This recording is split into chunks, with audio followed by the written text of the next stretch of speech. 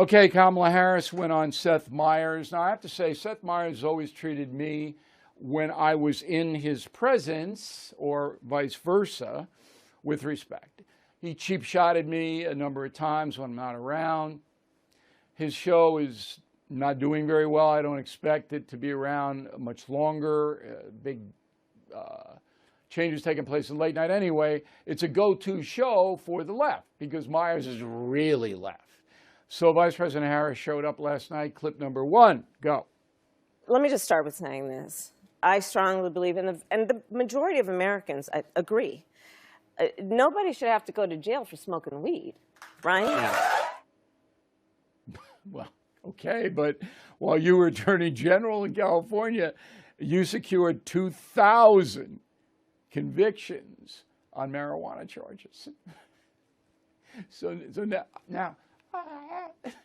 now, this is what I mean. Meyers should have known that, right? Even though he's a comedian, he's not a journalist. If you're going to have people on, Seth, know something. I'm not asking you to be me. I'm not asking you to be Charles Krauthammer, okay? But know something. There's a woman who sits there pandering while she and her office convicted 2,000 people on marijuana charges. 2,000. It's just inconceivable, the dishonesty. Clip number 2, go. I mean, we're talking about people who have fled great harm. They've fled great harm. And they are coming here seeking refuge. And talk about political theater. I mean, playing games with people's lives and with their lives. You know, there were mothers with sleeping babies getting off those buses. And I just think it's an absolute dereliction of duty. So she's talking about the migrants being bused to New York and other places from Texas and Arizona and the border states. Now, dereliction of duty is an interesting phrase. And again, Seth Meyers, right? So who's in charge of getting the border straightened out? I think that would be Vice President Harris. That's what Biden said. She's in charge. Dereliction of duty? What have you done, madam, to get that border under control? What? Give me one thing you've done. Nothing. Nothing. Zero. Dereliction of duty? Maybe. Okay, so the other thing is, we're talking about people who have fled great harm.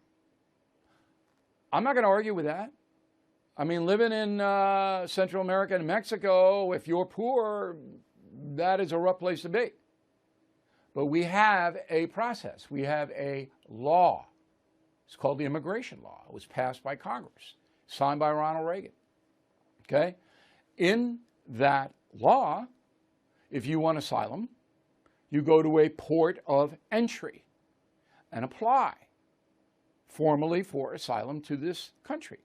You don't come across the Rio Grande River and say, hey, I want asylum. So what the Trump administration did is if you did that, you went right back to Mexico. That was the Remain in Mexico policy. And you got a little leaflet in Spanish saying, you want to apply for asylum, you go to a port of entry, and there are plenty of them on the border, and you apply the right way. But no. So now we have an open border. But Harris doesn't care about that. She cares about the migrants being bused to New York or Martha's Vineyard or wherever, and they have to sign a sheet that says, I want to go there. It's not like they're rounding them up and putting them on a bus. They have to say, I'd like to go to Florida. I'd like to go to wherever it may be. The same thing they have to sign when Biden puts them on airplanes in the middle of the night and flies them secretly into counties all over the country.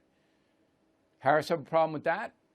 See, what drives me crazy is that if I'm sitting in Seth Meyers' chair, there's an actual interview.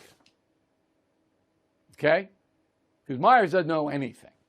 All he knows is that he's liberal and his show is watched by other liberals so that he has to go along with anything on the left. That's all he knows. And he's not funny.